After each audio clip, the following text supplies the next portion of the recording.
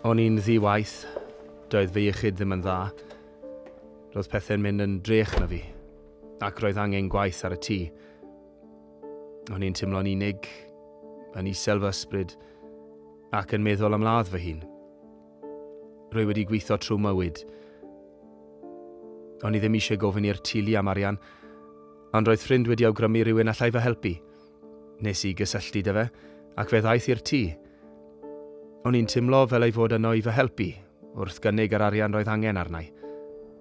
Fe wnaeth e lunio cynllun talu, ond o'n i byth yn teimlo mod i'n gallu ei dalu yn ôl, gan mai dim ond digon i dalu fy nyledion eraill oedd hyn.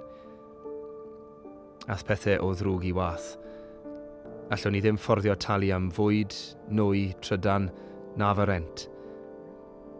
Roedd yn rhaid i mi ddefnyddio gres o'r haearn smwddio i gynhesu ar nosweithiau oer y gaeaf.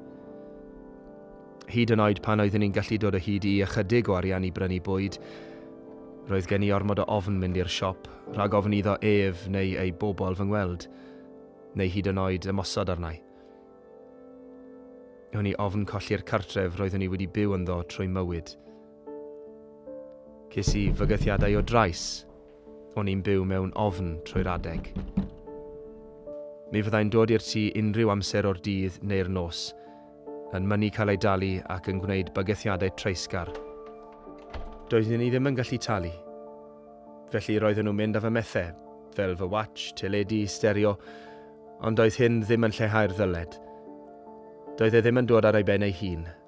Yn aml byddai dau ddyn arall yn aros tu allan yn y car, a byddai'n dod â menyw i'r tŷ, ac roedd hi'n ymddwyn yn wahanol i'r dynion, ond roedd hi'r un mor arswydus. Roedd gen i ofn ateb y drws neu godi'r ffôn. Doeddwn i ddim eisiau dweud wrth yr heddlu gan ei fod yn glyfar. Ni fyddai nhw hyd yn oed yn gallu fy nghadw'n ddiogel. Aeth hyn ymlaen am 4 blynedd, ond roedd yn teimlo fel oes.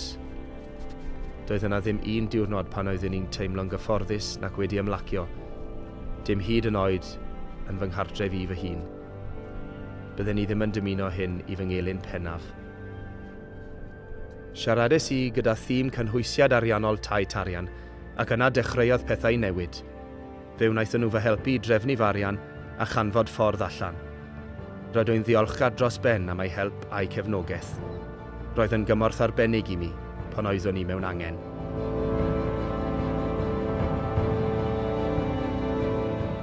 Os ydych chi wedi cael ei effeithio gan cynnwys y ffilm oherwydd yr ydych wedi cael profiad tebyg wrth fenthyg arian, peidiwch goddau mewn tywelwch.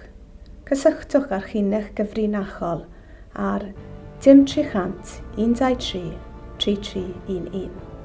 Os ydych angen cymorth cyn gwneud yr alwad, neu os ydych chi'n cael trafferth benthyg arian, cysylltwch â tai tarian ar 01639 506623.